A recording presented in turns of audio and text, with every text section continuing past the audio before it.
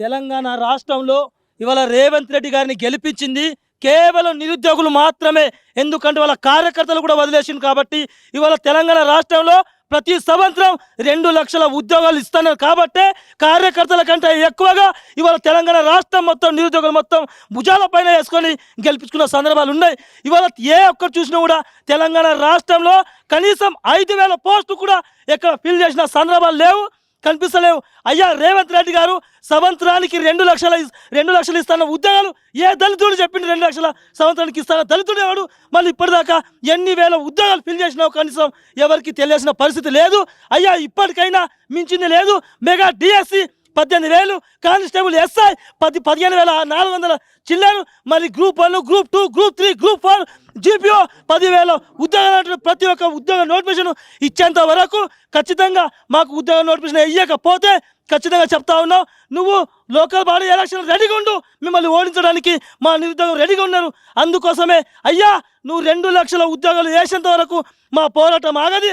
ఖచ్చితంగా మీ మెడలు వంచి 2 లక్షల ఉద్యోగాలు అనేటువంటి ఏపీసీ సందర్భం కూడా తెలియజేస్తూ ఉన్నాం. నువ్వు ఏ విధంగా అయితే 3 సంవత్సరాల్లో 40,000 ఉద్యోగాలు ఏ విధంగా ఇస్తావో ఒకసారి లెక్క చెప్పు. మరి సంవత్సరానికి 2 లక్షల ఉద్యోగాలు ఇస్తున్న మూర్ఖుడు దళితుడు ఎవడు? తెలంగాణ రాష్ట్రంలో మా నిరుద్యోగులతో ఆటాడుతుంది, మమ్మల్ని మోసం చేసింది కాక మమ్మల్ని అనేక రకాలుగా మాటలు అనుకుంటూ మమ్మల్ని అనేక రకాల చిత్రహింసలు పడుకుంటూ అక్కడ మా ఉస్మాన్ యూనివర్సిటీలో పోలీస్ అన్యాయాలు పెట్టి మరి అదేవిధంగా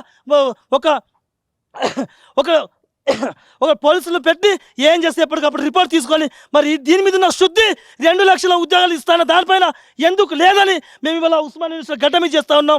ఈ గడ్డని గెలిపించడానికి సాయం చేసింది, ఈ గడ్డని కూర్చుని ఖాళీ చేయడానికి మేము కష్టపడతాం. అవసరం అనుకుంటే ఈ రాష్ట్రంలో ఉన్న ప్రతి ఒక్క నిరుద్యోగిని కదిలి నిన్ను ఖచ్చితంగా ఓడించే వరకు మేము ఎవరు కూడా విశ్రాంతి తీసుకోం. నువ్వు ఇస్తాన 2 లక్షల ఉద్యోగాలు ఖచ్చితంగా ఇవ్వాలి.